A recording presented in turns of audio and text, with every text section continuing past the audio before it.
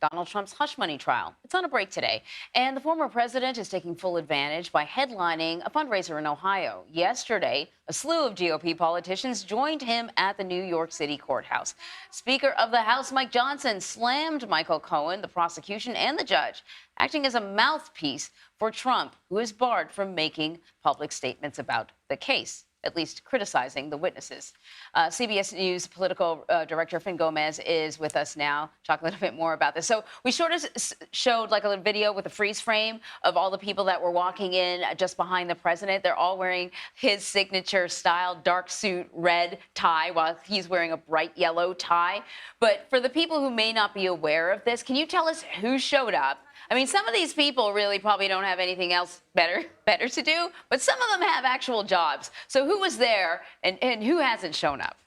Yeah, I thought it was really interesting to see that that same uniform, if you will, of red ties and blue suits. But like you said, Anne-Marie, we've obviously seen some of the top Republican leaders like Speaker Johnson and some other congressional leaders come through the courthouse in the last few days and weeks. But they're also vying, we're seeing are the top Trump contenders vying to be the contenders to be his running mate, to be Trump's running mate. We've seen Vivek Ramaswamy, we've seen Doug Burgum, Byron Donalds, and some others. Those folks who are essentially being considered and vetted right now by the Trump campaign to be potential VP running mates for Donald Trump.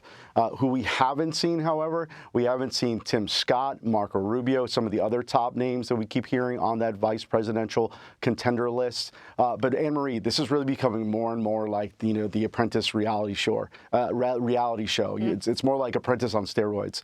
But what we know and what discussing with sources in Trump world is that the expected decision for this vice presidential running mate will be made obviously before the July convention in Milwaukee. We do expect that to be announced within the next 60 days or less.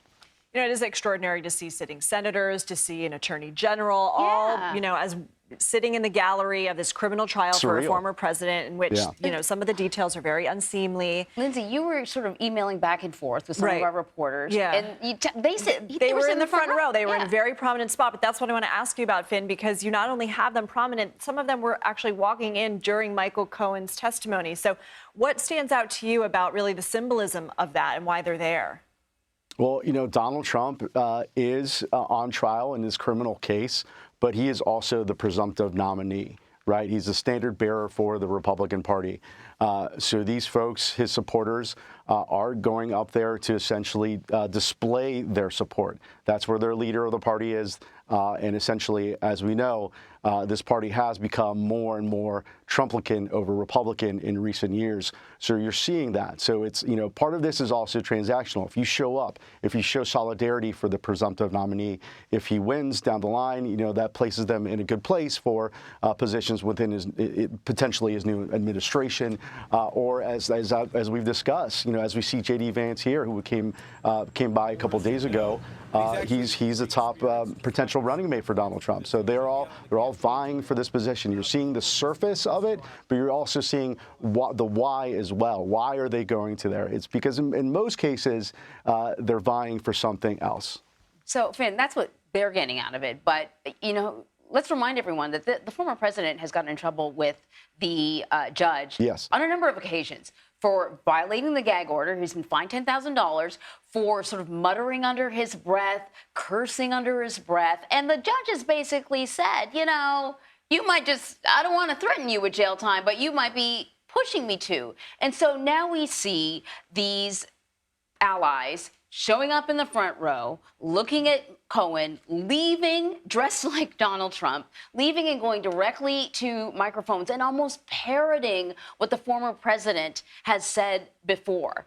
Can you talk about what Donald Trump is getting out of having all of these people show up? Yeah, well, I mean, as you stated, Anne-Marie, in part is this gag order that he has an obstacle in saying what is on his mind, or really presenting what his position is, but also in leveling attacks and criticism towards the judge and in some cases the jury, and we've seen that, and also the the New York prosecutors. So by having these allies, essentially these surrogates, if you will, that's what we call them when they go on the campaign trail, surrogates. They're essentially being campaign surrogates, but in front of the courthouse. They're speaking essentially and saying what the former president would likely say. And again, because he's limited and barred from saying certain things, they can take that message and convey it to the masses, if you will, at these press conferences like we saw yesterday in Manhattan. Fin Gómez, thanks for the analysis. Thank you.